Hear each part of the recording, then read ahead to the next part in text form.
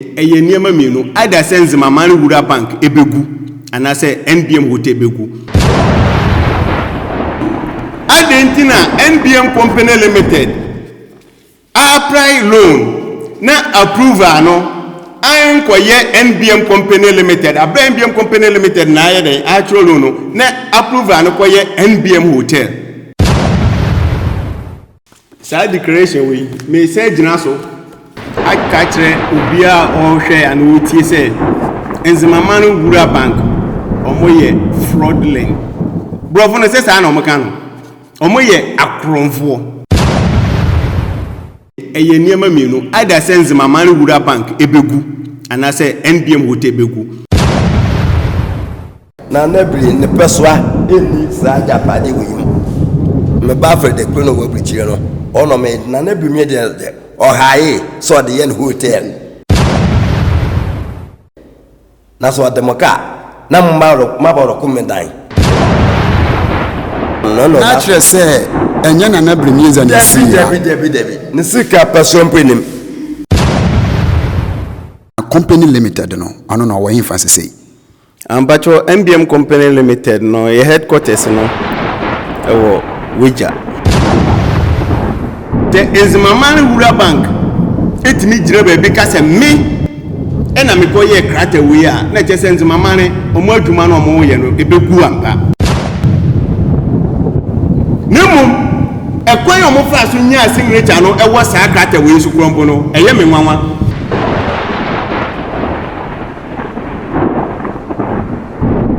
ye ma be mu ala akwa aba ye ba Nzema ITV da hu ye kan Nzema ITV enyi mgbelen mo Nzema la n Nzema ITV eza ega masu azo NBM hotel mo press conference bi ele kozoro wake kamo da pen hedien oho zora na press conference nenu edweke kamo ekanam ganela agbake biala mo nana na ye mani mo ene bebangu bera baturu agwakara no hare Nzema ITV ye de yenzenwure bi sabio press conference mo ba hozore mo e ba di nura de bibie chewa adwene a misizure bi akon Nzema I ye no be enne problem biara nemum sekneka ne ye di adware a ye number no go screen ya nwunu efreye na ne ya press conference efreye no avo nzuzure bi wado mani anwunu a efreya esaba haye ye woro ne ye va press conference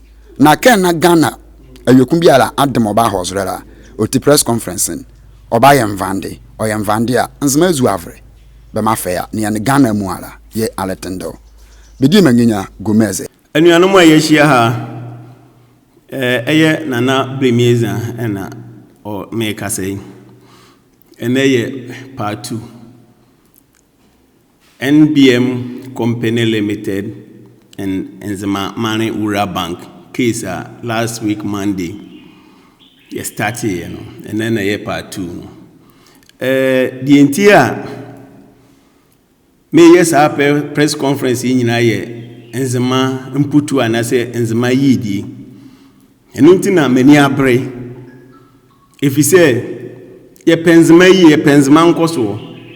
Nemom yewo nkrofo bi te se Nzema Manle Rural Bank mo a omo de omo Nzema fo yi anaso omo Nzema Mputu omo de a omo pe ne se omo be forge documents e de age nkrofo properties mesremo mempese mekasa bebre na mesensi so ne se Nzema Manle Rural Bank omoye akronfo na debia mesen aka se Nzema Manle Rural Bank obia wo no omoye adwuma bia no wanhwe yi a asembeto so far as omode omani asi NBM hotel so de eye Nzema Mienu either say Nzema Manle Rural Bank ebegu and I say NBM hotel ebegu na me kan si so pin so say NBM hotel entimi guda ne mum Nzema Manle Rural Bank ne begu intimo de mum yenhwe emre kakra bi ade yanim men kasa enko akire menua mpacho je kratewe na hwa ade mami kenkan mami. In the High Court of Justice Commercial Division, Western Region, 2nd between Nzema Manle Rural Bank being the plaintiff for the creditor with NBM Company Limited and the Nana Blay Miezah, they being the defendant or the debtors, and Akule Alfred per his lawful attorney, Anthony as well Akule, the claimant. Eye jiwe nakum. The same headline in the High Court of Justice, Commercial Division, 2nd between Nzema Manle Rural Bank being the plaintiff versus NBM Company Limited and the Nana Blay Miezah, the same defendant. The same name bearing, Alfred Akule, per his lawful attorney, and then Anthony Azwa Akule, they are the claimants. Witness statements of defendants. It is a defendant number and Abeye Nzema Manle Rural Bank. Meboa. Yeah. Okay, Yanko. My name is Emmanuel Aka. I work with the defendant as its credit manager. I give this evidence for and on behalf of the defendant. The claimant is not known to the defendant, and I say that the claim being made by the claimant is frivolous and an afterthought. The defendant judgment or debtors and the claimant have colluded to make this claim to deprive the defendant from enjoying the fruit of the victory. The first defendant, judge, debtor applied for the loan facility through its managing director. The second defendant, judgment, debtors to enable it launch the NBN hotel. Mpacho jinaho. Exhibit. Okay, ko. Here to attach and marked as Exhibit 1. Okay, inti mpacho jinaho. Exhibit 1. Inti no. Exhibit 1 ini. Mpacho. Exhibit 1 ini. Inti no Exhibit 1 mpacho. J na kenkain. No. NBM Company Limited. That is the Exhibit 1 headline. And then you have the manager, Nzema Manle Rural Bank, the address, Ayobo is the location. The letter applied is application for a loan of 20,000 cedis. You write to apply for a loan of 20,000 cedis to enable us help launch our hotel on the 10th of October 2014. Sample, you count on the usual cooperation. Thank you. Yours faithfully, Nana Blay Miezah, signed. Mo Pacho letter no second kan emubium say hotel bi say hotel din bi yeden e wo mu a nti reading bium. The headline is NBM Company Limited. Application for a loan of 20,000. You write to apply for a loan of 20,000 Ghanaian cedis to enable us launch our hotel on the 10th of October 2014. We count on your usual cooperation. This is the letter.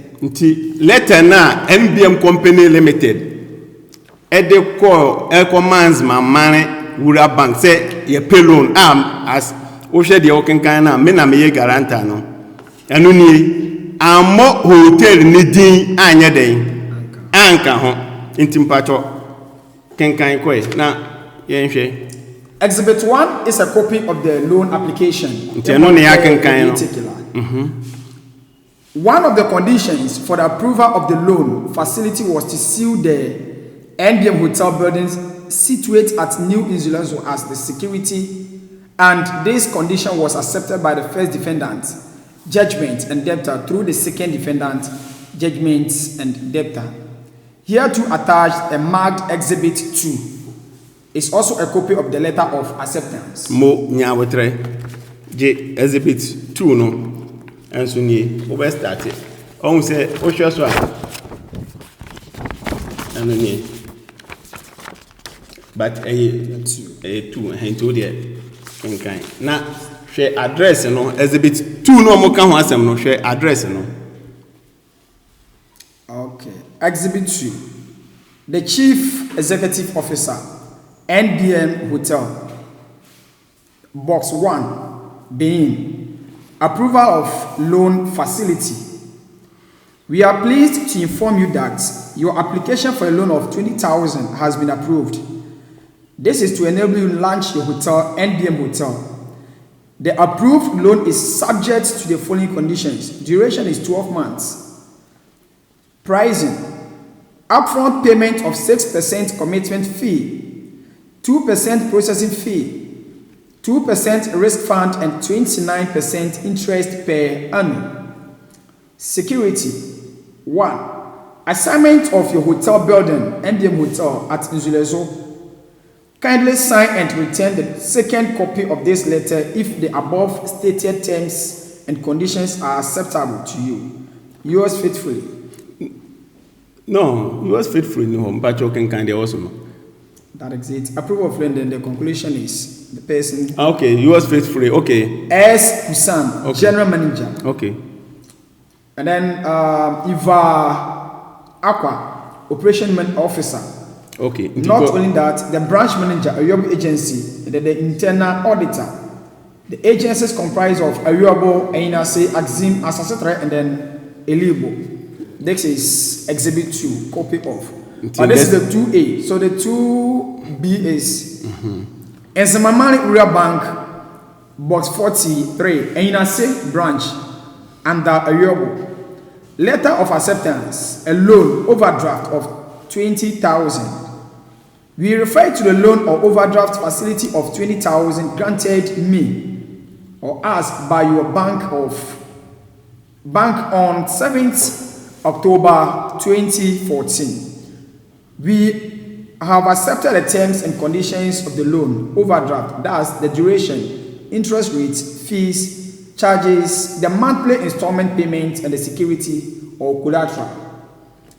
You will abide by all the rules and regulations governing the facility and shall be strictly adhered to. Should you fail to honor our obligation, the bank is at liberty to institute both civil or legal action against me to retrieve not only the loan principal and interest but any related charges. That is the end of Exhibit 2A. And also, when the sign over here, you have the commercial division. Signature. The signature is here, but no name. Yours faithfully, but no name. Okay. Here. Letter now almost say Exhibit 2 no. And no question I made by Bisa no. NBM Company Limited, ena actual loan. What application? Ediakoma Nzema Manle Rural Bank. So, o pesika 20,000 no the idea. Ebie ni hotel meboa. Hotel no yembie yenti enidi inti edina anya den. Ambo. Den na approval letter no eba. Nzema Manle etmede edin NBM hotel ne yede. Ehye ho. 2. Adentina NBM Company Limited. Apply loan. Na approval no ankoye NBM Company Limited NBM Company Limited na ye actual loan no na approval no koye NBM Hotel mpacho otimase NBM Company Limited and actual loan no omo exhibit no omo de defendant Imano aka ne dia ba no NBM Company Limited and actual loan no eye den na approval e ko NBM Hotel edim because of a one or more person we are no. Mpacho what you say, omo kro no. Okay. Afi acceptance letter no mo kan ho asem no. Me kire mo ade so that e be kwa see judgment no so e be kan judgment ni ntimi pese obi atie ni yi. Mo hwe acceptance letter no. Ene NBM Company Limited Nana Blay Miezah signature no. Na o say Masa, one kasa how they can signature mienu no eye pay. They are not the same. Okay. One who Nzema Manle krono no. Okay, afi kenkan ko say we dress be 2. Inti no, yentu aso ha no even acceptance letter no. O say o maye even nipa o mo address man no. let who say ni edin bi omo address amobia wo nti no ko exhibit 3 no. Exhibit 3 is a copy of the statutory declaration. When the defendant or the judgment or the debtor failed to satisfy the payments of the debts, an action was taken against them, and one of the averments in the statements of claim was that the NDM hotel was used as security for the grant of the loan facility. The defendants did not controvert that fact. Here to attach a mark as Exhibit 4 and 5 are copies of the statement of claim and statements of defense filed by the parties which confirm these facts. Mo intino exhibit, what's this? Exhibit 4 and 5. Exhibit 4 and 5. Okay. Statute declaration here 3. Exhibit 3.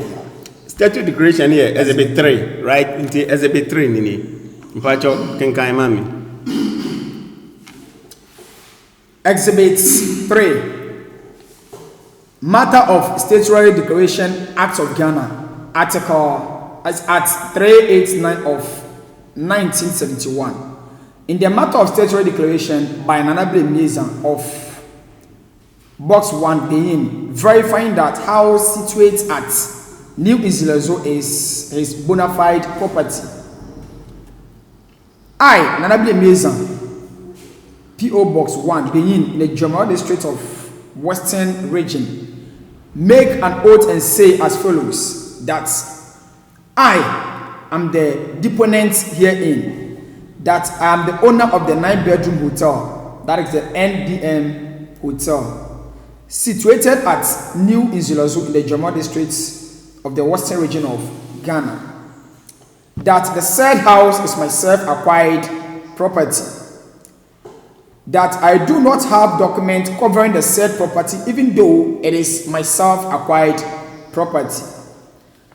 That the NDM Hotel have applied to the Nzema Manle Rural Bank Limited for a loan of 20,000 Ghana cedis. Mo mpacho ehwo no me pese etie for adwen baso nti read one bi mami.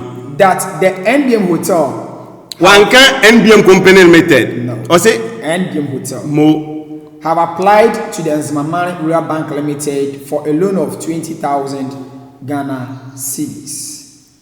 That being the owner, I have agreed to use my 9-bedroom house, that is the NDM Hotel, at New Izilazo site plan marked 21, community as collateral security for the loan granted to NBN Hotel. That I say, in the event of defaulting in the repayment of the loan, my said hotel building, NDM Hotel, shall be attached for the repayments of the loan. Okay. That I deposed to this solemn declaration in the verification of the fact that the said house, NDM Hotel, is my bona fide property and same is being used as collateral for the loan. Wherefore, I make this solemn declaration conscientiously, believing same to be true and correct in accordance with the Statutory Declaration Act of Ghana at 389 of 1971, declared at this day of 24th, before me, commission for oaths. Mo me jina kraka we so. Sa declaration we me say jina so. I catch obia or share and wo tie say Nzema Manle Rural Bank omo ye fraudulent. Brofo no say sa na omo kan no. Omo ye akronfo.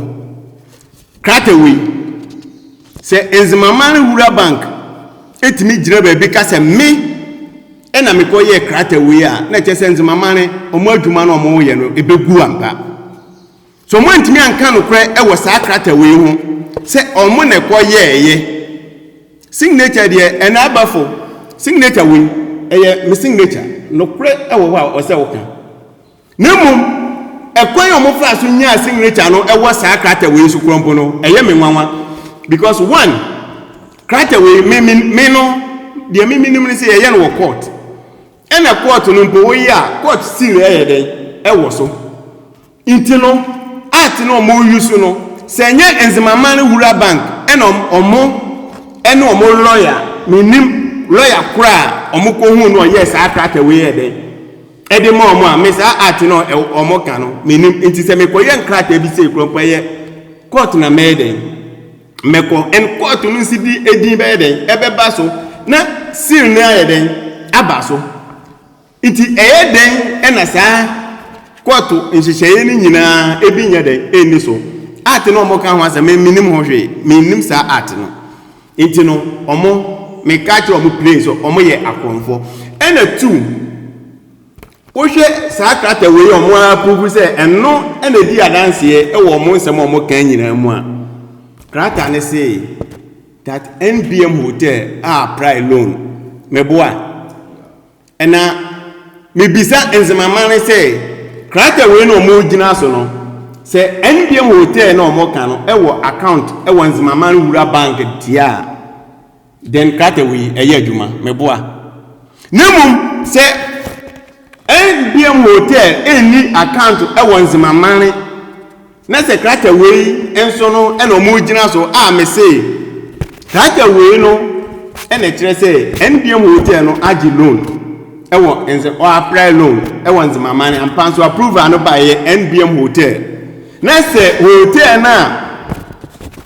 a declaration we e kire so apply loan e wo NBM hotel din approve free Nzema Manle ho no so a kire say bank no e the loan ayeden ama NBM hotel na say NBM hotel any account e wo Nzema Manle a krata we media me bisa mo question say eye adwuma na enya adwuma susu ampa say me na matro eye simple thing me na metro a ena me ye krata we e di adanse a ehun hie mpo say me use NBM company limited na ayeden a tro application no anas eye Nana Blay Miezah na ma use me name no na me dey ayeden apply loan no so that declaration we no empo anka ayeden but mente wo mase inti no masa eno so enkoda ho na yanto aso. The case went through a full trial and judgments went in favor of the defendant, and thereafter the defendant went into execution and attached the NBM hotel under a rate of FIFA. Attached here too and marked as Exhibit 6 is a copy of the rate of the FIFA. 5A. That is English for you. After the attachment, the defendant or the judgment or the debtor pleaded for the NBM hotel to be released from attachment to enable the hotel to operate to pay the debts. The matter was settled with defendant before the NBM hotel was released from attachment. Here to attached and marked Exhibit as 7. Me pese obekọ bebre me gina so hwan na asan wo de hwan Emmanuel Aka. Okay, into wo de me gina ehọ no a 4 and 5 ehọ no a 4 and 5 no ma me ntere wa de pacho nya botre ma me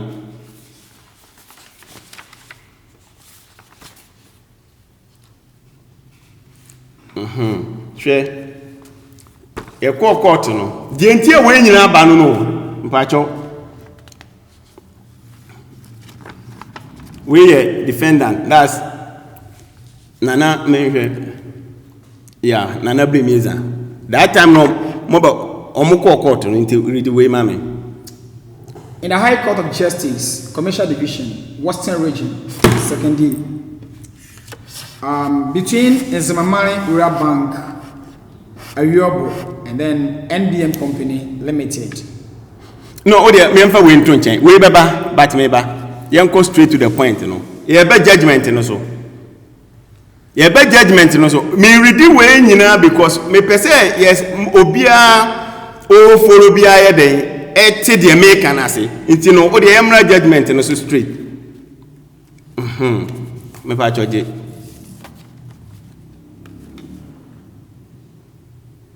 in the High Court of Justice, Commercial Division, held at 2nd D on Wednesday, the 10th day of April 2023, before Her Ladyship Sedina Agbemava J.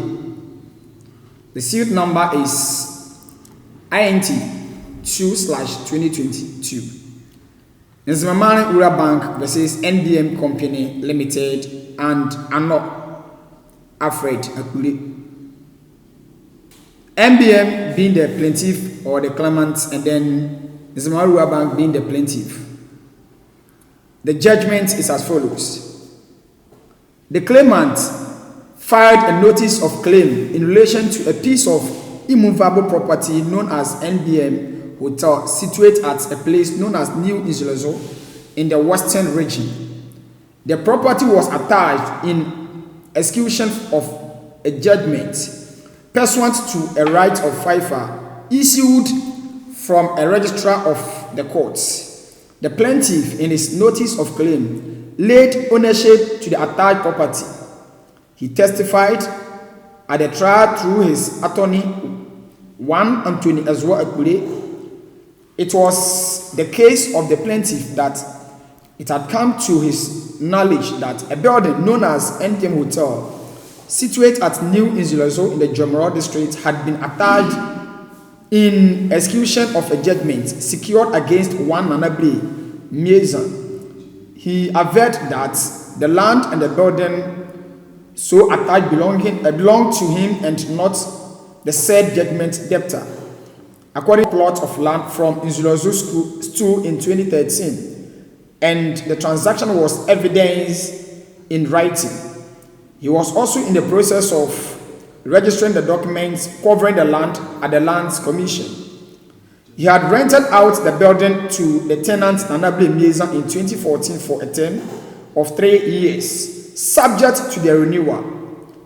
It is this building he rented out which is the subject of execution, and prayed the court to release the building from attachments.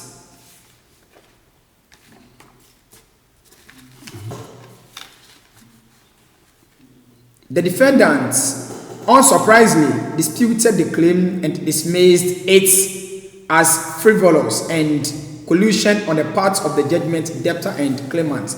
This Exhibit B, tendered by the plaintiff, is headed New Nzilozo Town Planning Scheme, with the plot being described as Lorry Park.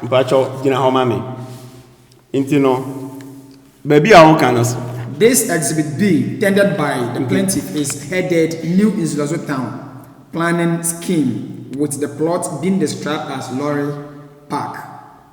Okay, it is a receipt in it, say, assassin, omoto, omoto free, New Nzilozo, the planning scheme. Nipa or sign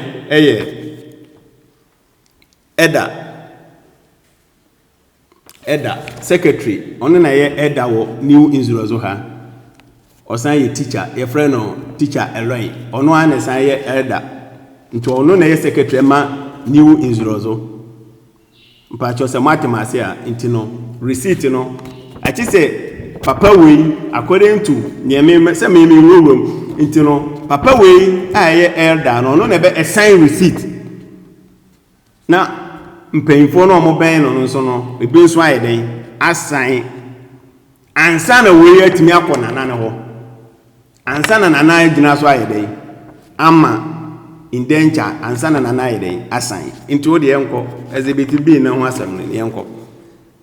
This receipt is signed in a portion designated for the thumbprint or signature of an elder, not a chief, and has the stamp imprint of one Nana Teklika, the chief of Nzilozo. This letter oddities on Exhibit B makes me come to the conclusion that Exhibition B cannot be genuine documents. In the first instance, no chief issuing out a receipt for purchase of land will have imprinted on the head mast the words town planning scheme instead of royal house or family the receipt emanated from. Secondly, the plot is described as Lorry Park. Did the plaintiff in this instance purchase a plot designated for public use as Lorry Park?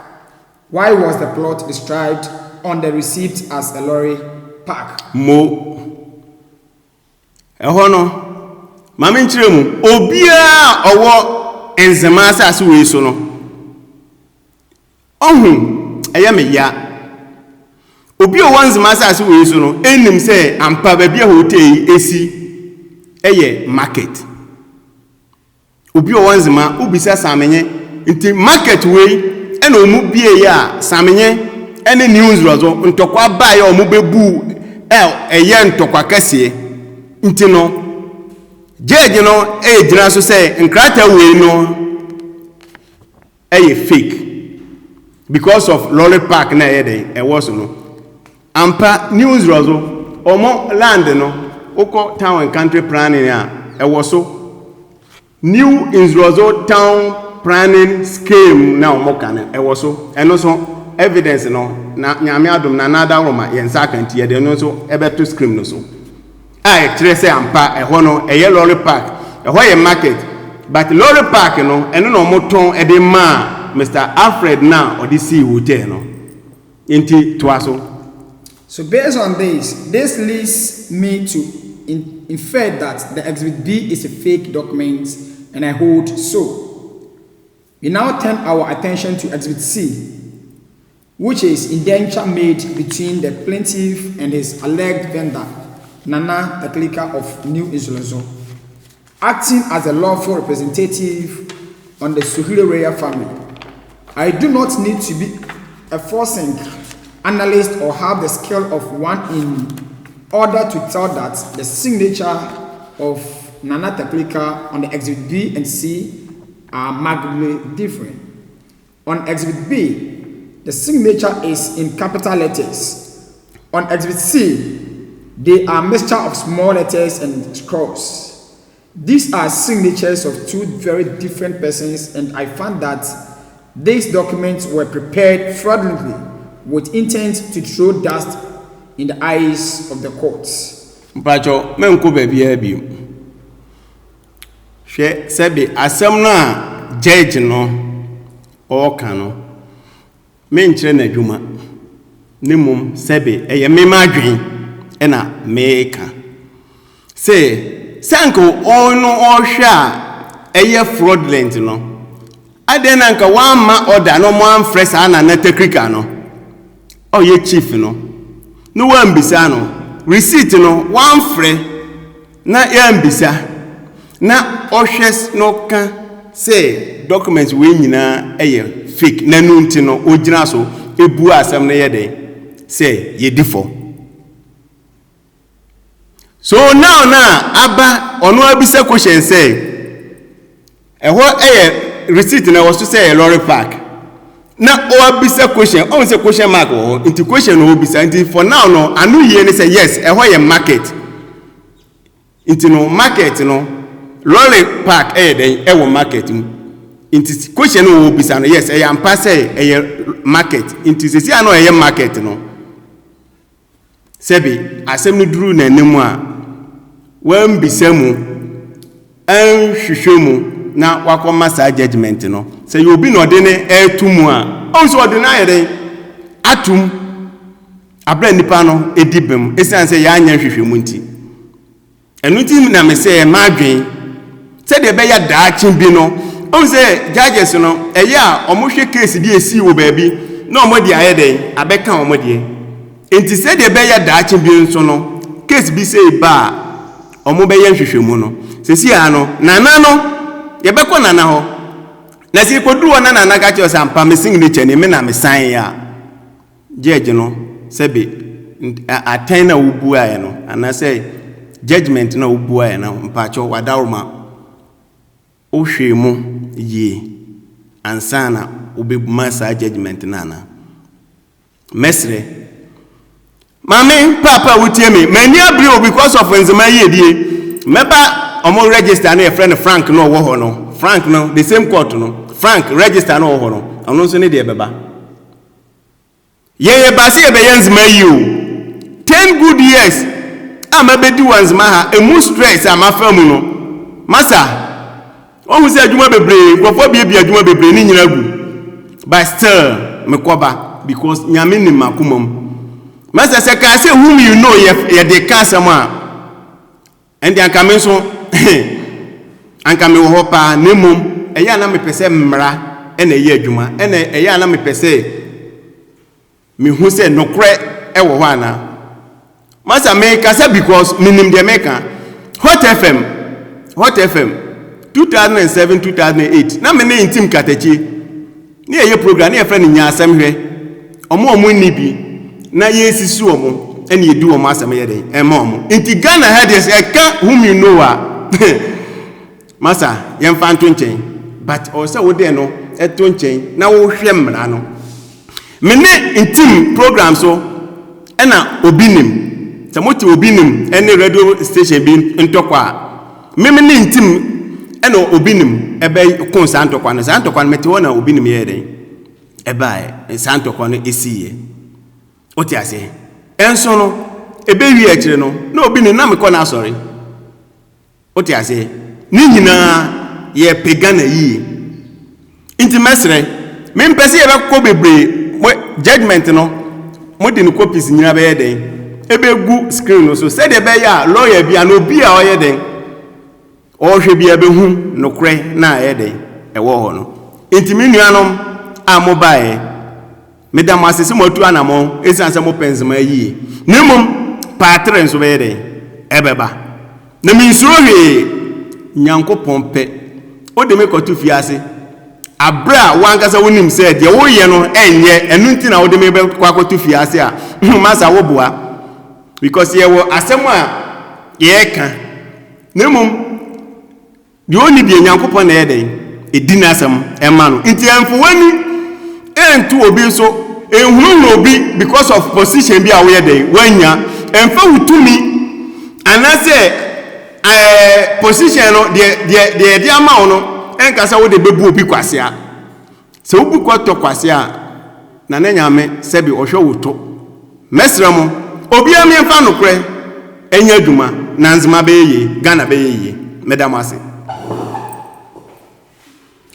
me be bisa nana nsemfua ba ko ne mienu bi nana wo kasaye mu no obo NBM Company Limited yanso anu asan aka NBM hotel na hotel ne de medemani ababehu emu na yawo sesei na Company Limited no ano na wo hinfa sesei ambacho NBM Company Limited no ye headquarters no ewo Weja. Okay. Na ewo Honorable Frank Boa ni fie no opposite ewo Accra Weja Pork Factory. Okay. Na NBM Company Limited on say ebebie branch ewo Tikobo number 1 inti ye na ne ye mema loans cars. Okay. Work and pay aboboya work and pay motorbike work and pay NBM Company Limited Nana Blay Miezah Company Limited Nana yes adwuma no Nzema haya Nzema Tikobo number 1 anti NBM Company Limited no why ne manager and CEO no meme managing director. Okay. Our NBM Company Limited and shareholder of NBM Company Limited. Okay, I see. Maybe say beside say from your last interview last week, you know, who can say hotel no any document. Now, oh yeah, press conference say you know, where you document be a fast no, and hotel no, maybe a hotel ni say no. Sa document na no free fi say no so ya asase no document bia eno eye bank for no kro no amobo because say wo hia sa declaration na eye sa krata no onse makachi was minim ba bia bank for no edi free. Okay, oti ase ena no so ena e kan sa ansem na wo bisa me no oti ase inti no ma menche wade hwe we show we here a verbal report. Me pacho ken kaname. Valuation report on NBM Hotel situated at New Insulezo for Alfred Akuli. Okay. Client, the Managing Director, GN Bank, Ghana Limited, Head Office, Accra. Consultant, Apes Property Surveying Consult Limited. Location, Malvina House, second floor, suite 3, number 8, Okai M. Lane, Adabraka, Accra. Address no P.O. Box TF 292, Trade Fair Center, La Accra. Telephone number na Neguasi 2017, right? 2017. On in Krata Bibia indenture Bibia Eden Ewu. Start prime United Ewu. And on a check owner. Okay. Into GN Bank Ekita way into after the credit loan.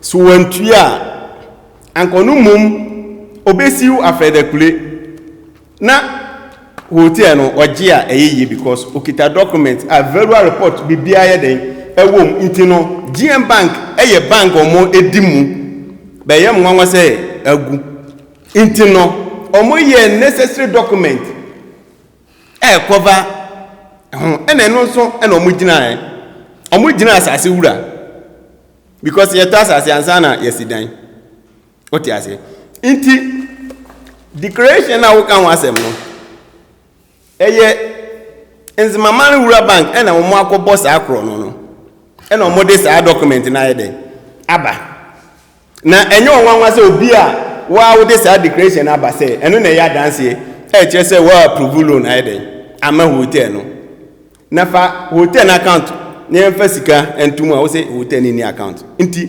hotel ni ni account no na che se hotel no Nzema Manle Rural Bank eni bibia ede eye Enti nana o kansi sudua se NBM Company Limited anase NBM Hotel enkoje loan ewo Nzema Manle Rural Bank. NBM Company Limited eje NBM Company Limited ye yenim se ye mienu yenim se ye ne Nzema Manle Rural Bank no ewo ekatua enim to share document ni nyina omode kokot na ye Nzema Manle Rural Bank versus NBM Company Limited. Okay. Enye NBM Hotel. What you say? Intino because of Nzema Manle pese omo fa kwan bi so no omo fa ku hotel no. Enu nti na omo yes a document na be cover. No mo hu say ampa eye no kre nkrata we di adanse. Ene yakom ne hu say nkrata ne eye fake. What you say? Intino enyo obi na be kan o hwe omo nkrata na enye Monday na be ye press conference no. Monday. One Liverpool ni eje no wo mu no. Ni eje bi ama comment ewo mo we nim. Okay. Menya hu ye. Okay, mpacho okwa ko he. Sa ni eje no oka ho no mo melo no. Okay.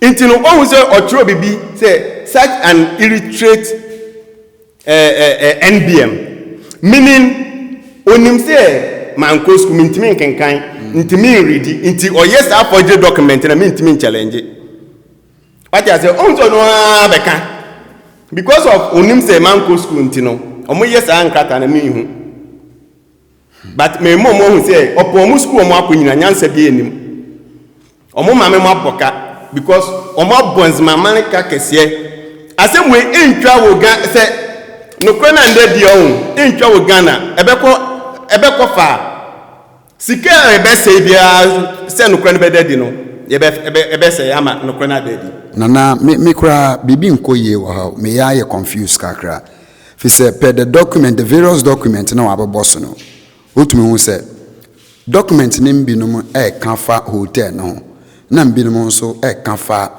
company enti me po no me hu sania na yebeje ono asi ho me ba oye Nzema Manle for almost actual letter bi bai NBM Nzema Manle Rural Bank versus NBM Hotel and also me di copy be there ebe ma won and also omo dan NBM Hotel ka na hotel no ni account no e no wasan actual letter esan danika no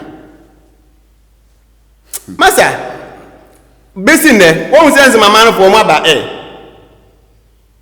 Nzema Manle Rural Bank Monday ebesin ne won say mo aba won say mo aba kasa because omo nim say de omo ye no de make an ye no kre into omo ni ba bia de omo be kwakoye no eye forgery document bia no so enya dwuma because omo plan o ensida enkosi so nti minia coach no obisa no anu yie no yɛda ase na woyɛ press conference no mehu sɛ atitirifoɔ mmienu ɛte wɔn nkyɛn na yɛnim wɔne nnipa ban nti yɛbɛsrɛ na wabɛn agya mbɔtɔ yɛbɛtumi ati ɔmo anum nsɛm na yɛfrɛ wo sɛn Safohyene Kwame wo ne Safohyene ɛwɔ ɛmfa New Nzrozo New Nzrozo woda so ayɛ Safohyene ana sisi a yɛtu okay ana eja mbɔtɔ wo nso na wotene bankum wo nso odi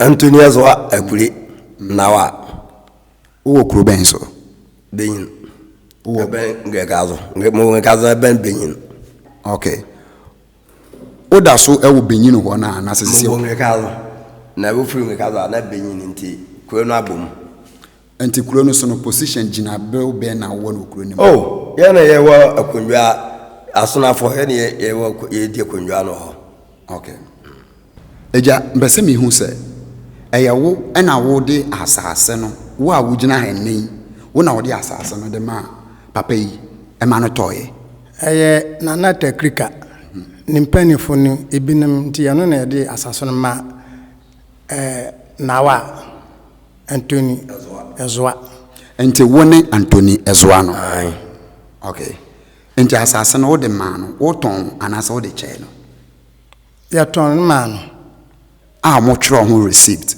receipt na teacher line na twro receipt no enti sa receipt ni na NBM ka se receipt no wo ho ene ye the receipt no beto screen nanum na mo nso mo ahu se ne receipt no ekọ eja enti won so wo gi asase no na NBM kire se na ha no market lolly park udi wan dance yesa me ko to asase no omo ka ma mete na nane nimpanifo nyina ma mete se ha lolly park ne sem bibi ba ku binti e no mo to ma me for prot e na me to ma me ba Alfred akuri on de oni ha ono wo soro no ha okay no de yes ejapadi ya na yo me ba na me to ma on no yes ejapadi we nyina wie nti Nana Blay Miezah de obaje no Hines so de yen hotel na me de man no na adwuma no so aboa no no na chere se enye Nana Blay Miezah na si Debi ne sika person penim okay say asemi myself I'm getting confused atie for sana Nana ka se yebasen aba part 3 no ofre na yebeba mintumi misansem biem okay yes you do ase no kro bi oho no e na ye ka no Nana Blay ne peswa eni sa japade weyim me ba for the crono wo brichire no ono me Nana Blay Miezah de ohaye so de yen hotel na so de moka na mabaro kumendan nti na me do mo kokot no enti aye wo na wo de omko me na me do mo kwae me na me do mo kwae se menti ase obi de oka no akọrọ ko bi na japare me na me do mo kwae enti wo de omko kokot na ekosisen na so nya na waka tanimu no nti judgment ye buga mpo no mpo menti ase Nzema Manle na kwaje wo musika ma kwaje wo mo hwe e ba ne se na obi de mo na na de mo ka na mo abaro ko me dan nti na menti ase ndo mo kwae no